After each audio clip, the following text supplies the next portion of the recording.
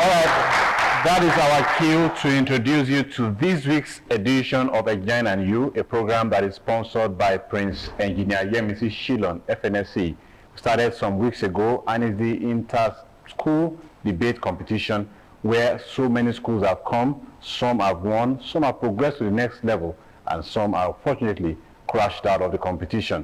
My name is Tunelaniero, and I'm not here alone. I have no opinion on this matter at all. The judges are here, and they are going to be telling us who they are, and they are going to be doing justice to the topic. So over to the judges to introduce themselves. Yeah. Thank you, viewers at home. My name is Engineer Dr. Abekule Ibrahim Musa, FNSC, from Nigeria Society of Engineers, BABCOCK branch. Thank you. Good evening, viewers. I am Simtope Esther Boyeji, Engineer Mrs., a member of the Nigeria Society of Engineers, BABCOCK branch. And good evening once again. I'm glad to be here this evening. My name is Engineer Agbaji Olushina Bamidele, MNSC. Thank you. All right. Now that we have seen the judges, it is now time for me to take a very short break. When we return, the two contesting schools will be on set with me. Don't go anywhere. We'll be right back.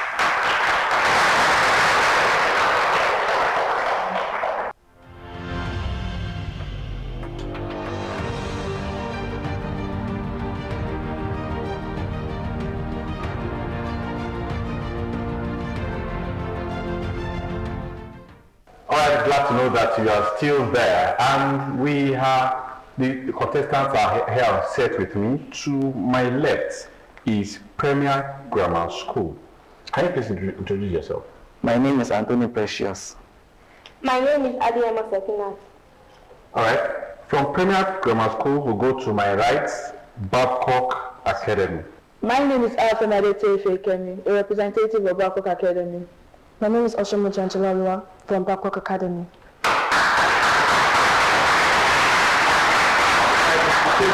Now, and they'll be discussing for or against, can Nigeria's education system adapt to the rapid advancements in technology? What's my opinion? I don't have any. But I have to leave the stage now for them to argue it out. Then we'll now ask the judges to give us the verdict. Until then, stay tuned. Over to them.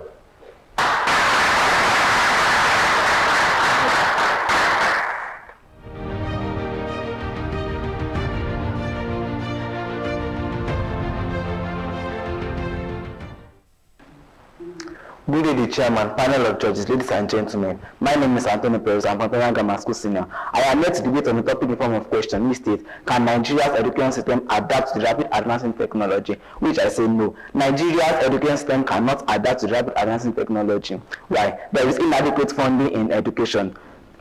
They had adequate funding in education.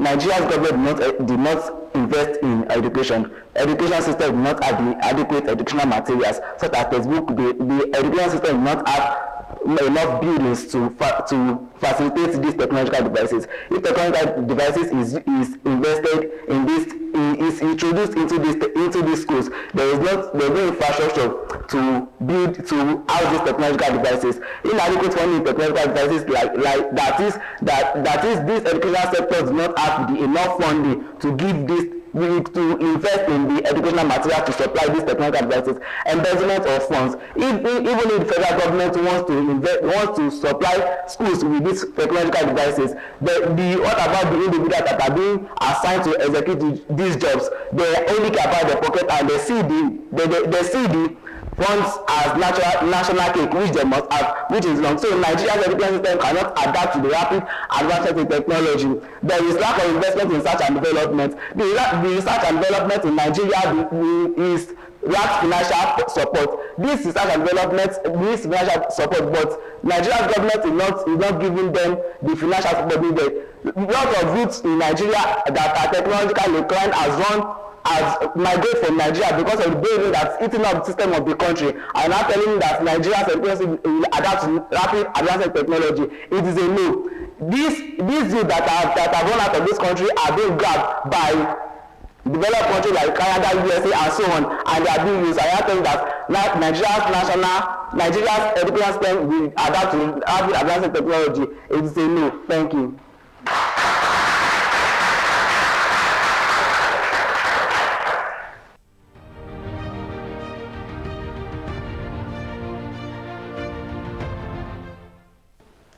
Good day, esteemed panel of judges, the accurate timekeeper, my distinguished opponents, and the audience.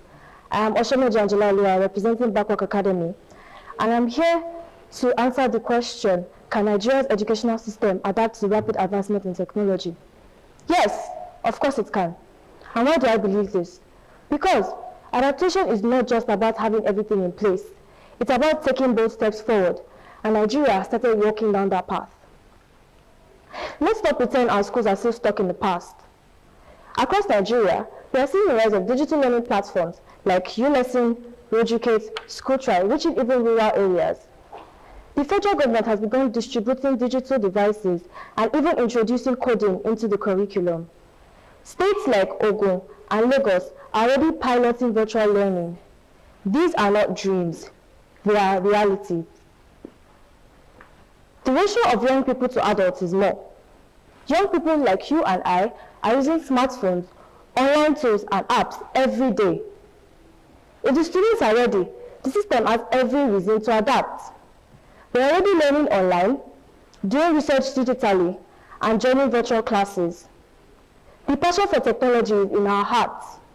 The system is adapting.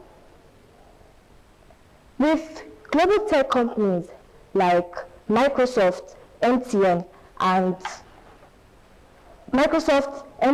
Google partnering with Nigerian government, schools have been able to gain access to infrastructure, resources, and training. Solar-powered classes and offline digital libraries are proving that with collaboration, transformation is possible. Thank you.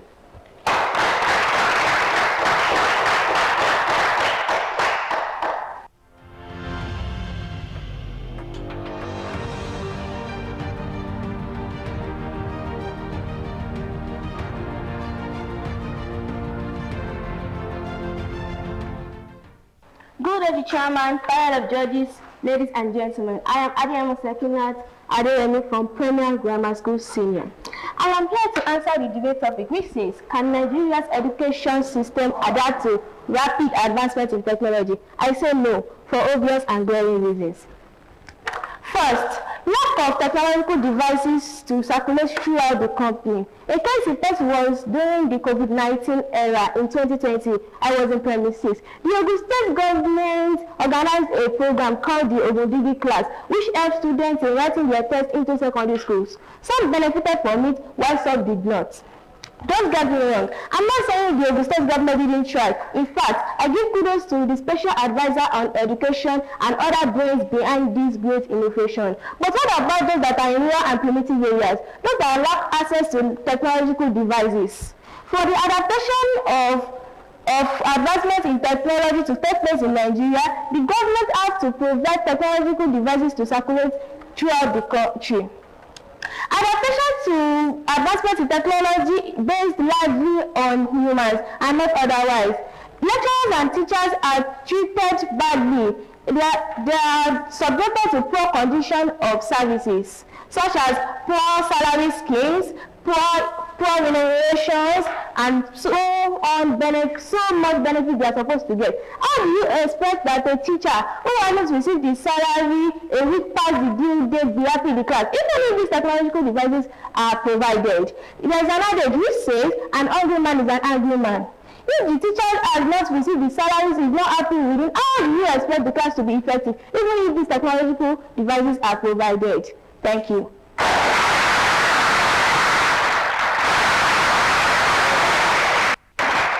Can Nigeria's educational system adapt to the rapid advancement in technology?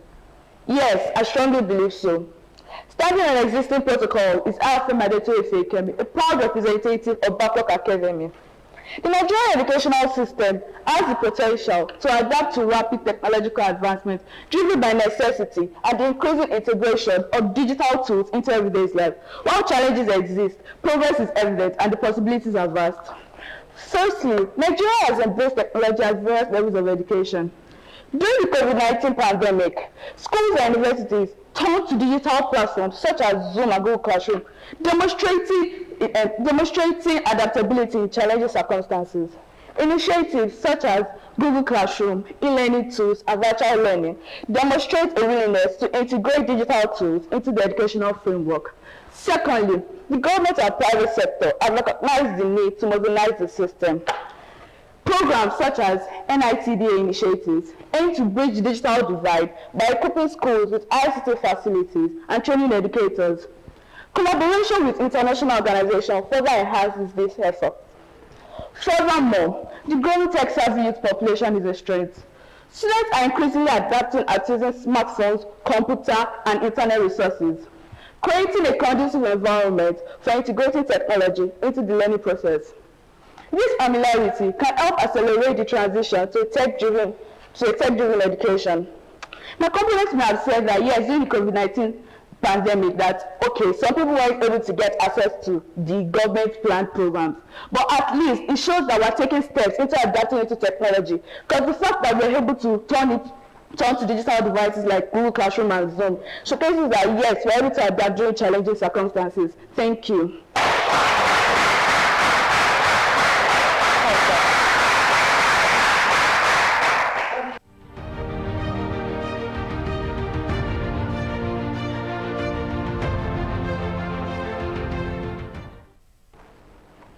My opponent said that the government supplied the schools with digital infrastructures, but the even government own schools that have been supplied, is the supply enough for the schools? A school that's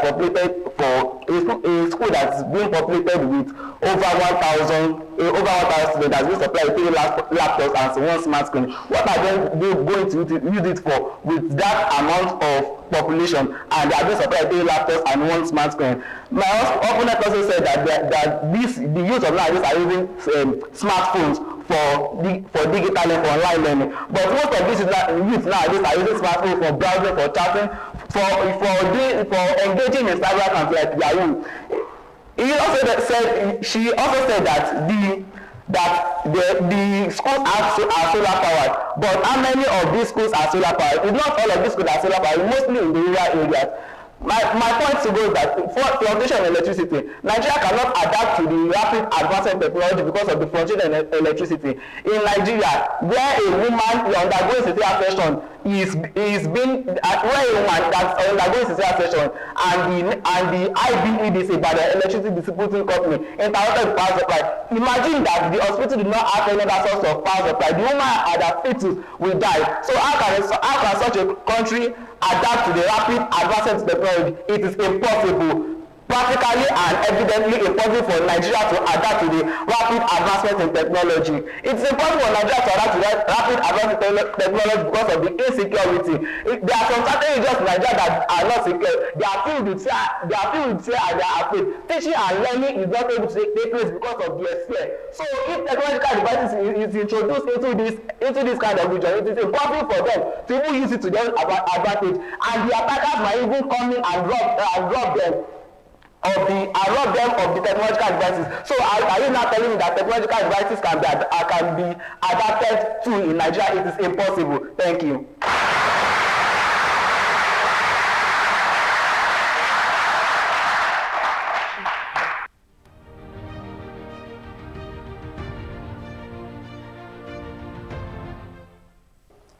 I'd like to readdress the reports that my opponent has made. I never said that youth are using phones and digital tools to I never said that youth are using digital tools for online learning. I said that youth are using smartphones, online apps, and tools every day. Classroom learning can be enhanced through digital interactive tools like smart boards, projectors, and digital textbooks. This can help make learning more interesting, creative, dynamic, and fun to learners. The National Teachers Education Policy the NTEC, established in 2009, aims to train smart, knowledgeable, and creative teachers in order to produce globally competitive students. I'd like to give the mic to my co-debater. I actually never said that schools are solar powered. And to be sincere, yes, we may not be able to adapt immediately, but adaptation is not about having exactly what we need. It's about taking steps towards accomplishing what we want. I would like to say that enhanced teaching, training, and professional development, governments are adopting in-service training for teachers to address inadequacy and to actually make them meet up with the new trends and teaching methods. As she might have said, the National Teachers Education Policy, yes, they aim to produce skilled, knowledgeable, and creative teachers to make sure that they are able to bring up knowledgeable and competitive students. The National Commission for Colleges and Education, they introduced the specialized teachers curriculum to help practicalize teachers and to make sure and increase the quality of education in Nigeria. Thank you.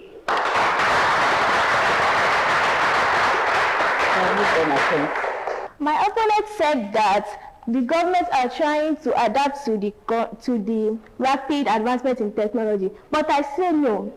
One of the factors that makes it impossible for Nigeria to adapt to rapid advancement in technology is the policy somersaults. When the succeeding government failed to follow the footprints of their predecessors, the succeeding government failed to follow the footprints of their predecessors. How can you not tell me that even if a particular government tried to adapt to it, what about if the succeeding government says, no, I want to start my own program? Thank you.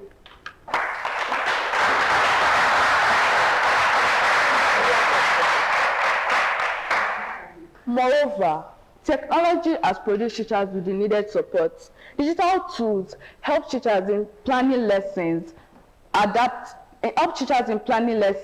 marking scripts, and feedbacks. This helps reduce the workload of teachers and actually increases the quality in education. And it has helped in personalized learning.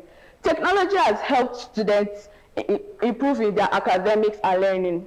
Digitalized learning apps such as U-Lessons, teasers, etc. has helped build up students all over the country. The fact that we are using this showcases that yes, Nigeria started working towards the path of adapting to technological advancement. Moreover, the rise in tech hubs and startups across the country showcases that yes, Nigeria is embracing innovation. With adequate investment in training teachers, providing sufficient funds, maintaining existing facilities, and reforming outdated curriculum, the educational system cannot only ally to but thrive in an era of technological advancement. Thank you.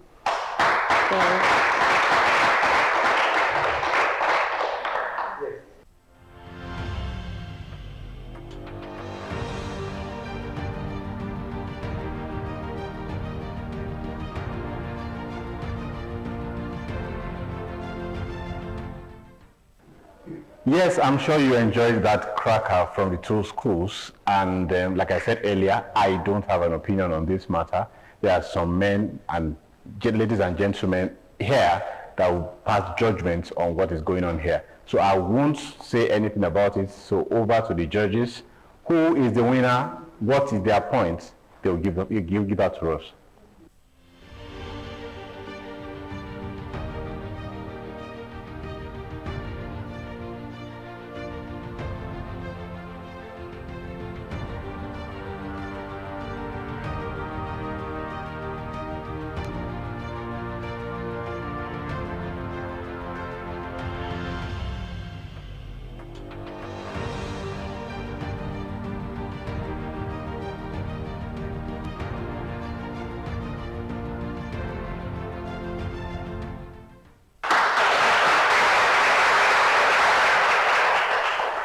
Wow, a big round of applause again for the debaters. BABCOCK Academy and Premier Grammar School debaters, you have really done wonderfully well. Wow. So the Nigeria's educational system can adapt rapidly to advancement, but not without deliberate reform, investment, and political will. We need to improve on our curricular system. We need to work more on our teacher training and support. We also need to improve on our infrastructures. Public-private partnership, very important, and inclusive policy implementation. These schools have been able to, speak for and against the motion. And I'll hand over to my colleague here to tell us the points for which we are going home with today. Thank you.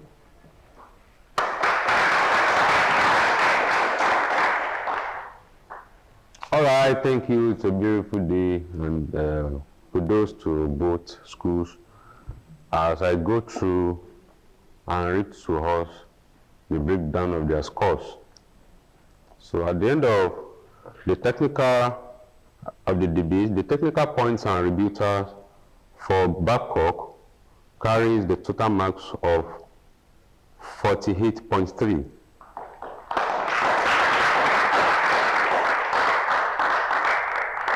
While the total marks for Premier Grammar School, for their technical points and rebuttal, they have a total point of 58.3. Then the use of English. For BABCOCK Academy, they have the total points of 39. While the use of English for Premier Grammar School, they have a total points of 37. So the total points today allotted to BABCOCK Academy is 87.3 points. While Premier Grammar School has a total of 95.3 points.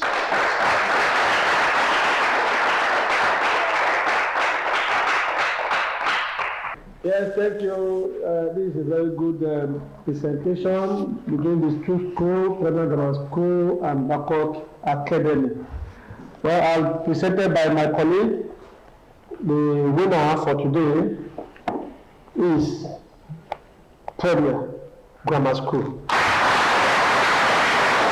All right, that was the verdict from the judges, and we have to say on this program, as I always say, there is no loser, there is no winner. The two teams brought to this table their A game, and we have to applaud them for doing that. So I will ask the two contesting teams to go over to each other and congratulate themselves because they've all done well. So please go ahead and do that. Congratulations.